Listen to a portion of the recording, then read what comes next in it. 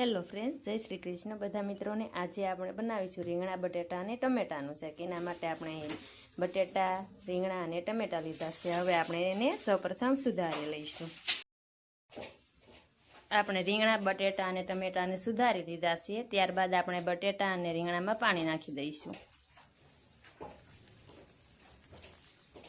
હવે આપણે તેને વઘારવા માટે તેલ ગરમ મૂકીશું। આપણે એક પેનમાં તેલ મૂકીશું।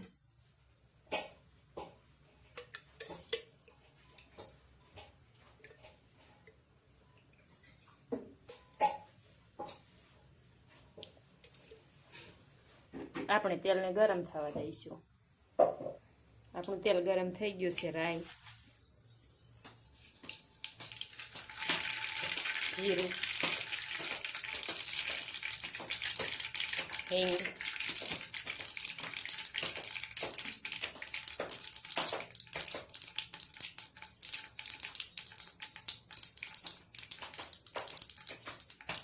થોડા મસાલા તતડી જાય એટલે તેમાં બટેટા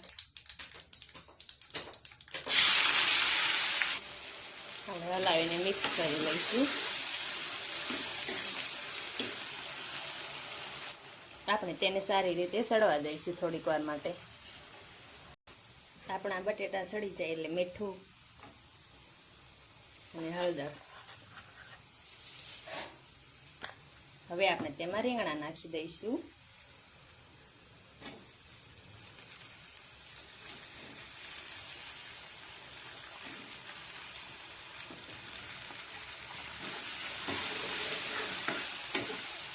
રીંગણાને હલાવીને મિક્સ કરી લઈશું અને તેને સારી રીતે સળવા દઈશું।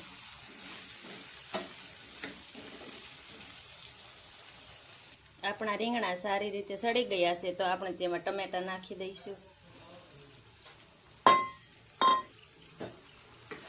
તેને હલાવીને મિક્સ કરી લઈશું અને તેને સારી રીતે સળવા દઈશું। આપણા ટમેટા સારી રીતે સળી ગયા છે તો આપણે તેમાં લાલ મરચું નાખી દઈશું, આ રીતે પલાળેલું। હવે આપણે તેને સારી રીતે પાકવા દઈશું, આ રીતે હલાવી મિક્સ કરી। મરચું નાખો ત્યારે ધીમો ગેસ રાખવો।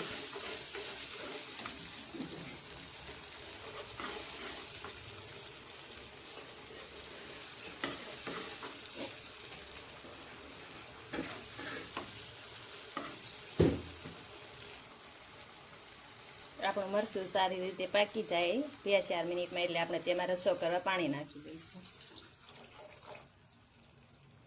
આપણે રસાવાળું કરા રીતે પાણી થોડું વધારે નાખીશું।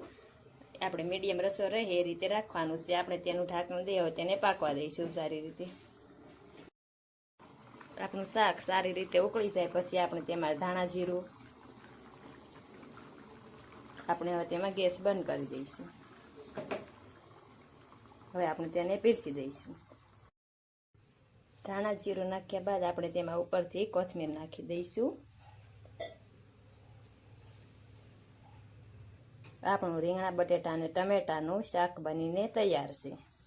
આપણું ગરમા ગરમ રીંગણા બટેટાનું શાક બનીને તૈયાર છે। આપણે તેને ગરમા ગરમ પીરસી દઈશું। આપણે તેમાં ઉપરથી કોથમીર અને તેને લીંબુ અને ડુંગળી સાથે પીરસી દઈશું। તમે તેને જારના, ઘઉંના, બાજરાના ગમે તેના રોટલા સાથે ખાઈ શકો છો।